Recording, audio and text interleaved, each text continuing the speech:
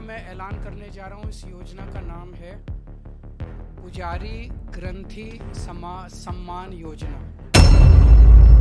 इस योजना के तहत मंदिरों में भगवान की पूजा करने वाले लोगों को पूजा करवाने वाले पुजारियों को, गुरुद्वारे में ग्रंथियों को हर महीने सम्मान राशि देने का प्रावधान है।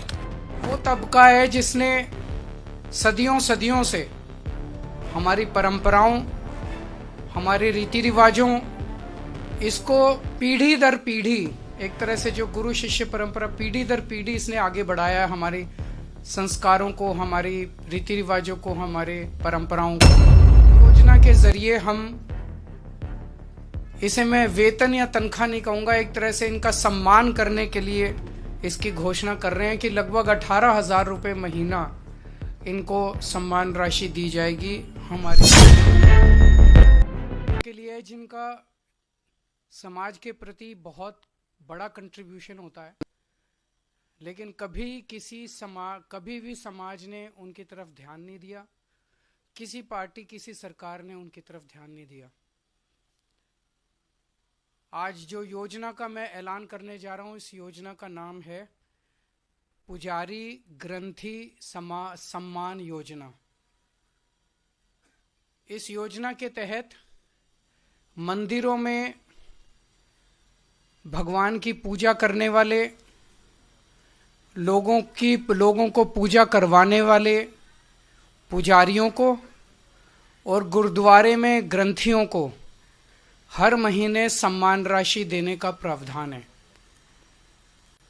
हम जानते हैं कि किस तरह से एक पुजारी हमारे सुख दुख सब में काम आता है।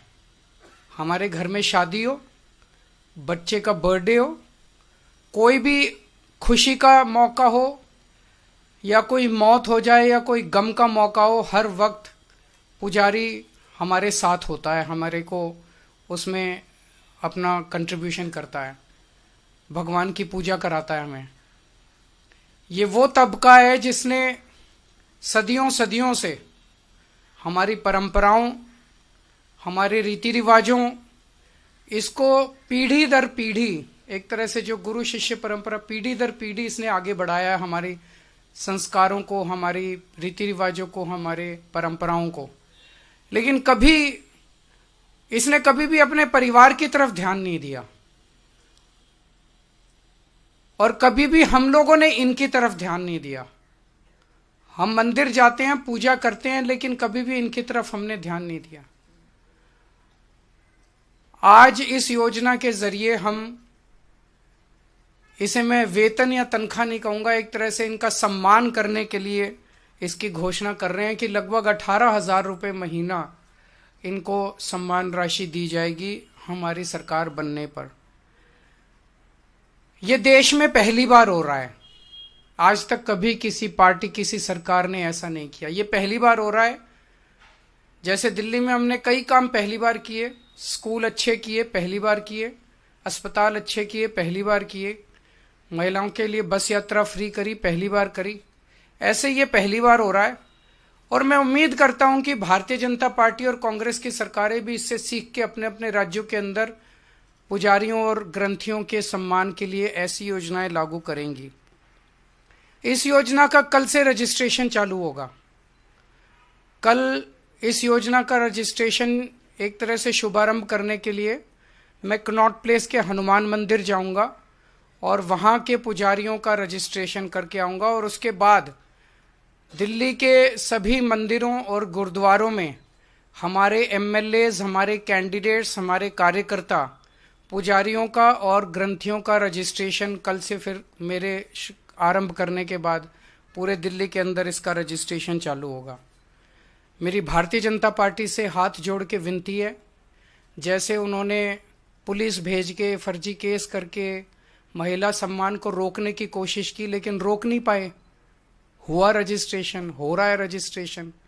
उन्होंने संजीवनी योजना रोकने की कोशिश की, रोक नहीं पाए।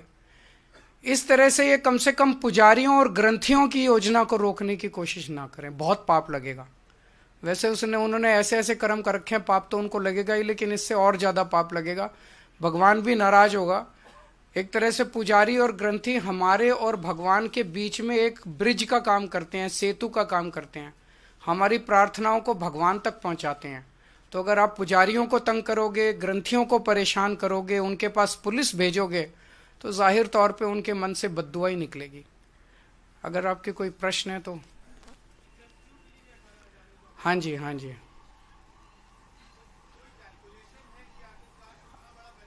जो भी होगा उसकी चिंता मत कीजिए, पैसे की कमी नहीं होने देंगे।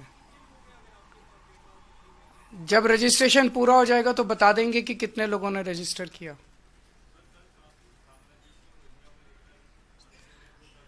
मेरी इनसे रिक्वेस्ट है कि हरदीप पुरी जी को गिरफ्तार कर लीजिए। उनके पास सारा डेटा है, कहां कहां उन्होंने रोहिंग्यों को बसाया, उन्होंने ट्वीट करके बताया है। ये इतनी मेहनत कर रहे हैं, जरूरत क्या है, नौटंकी क्यों कर रहे हैं?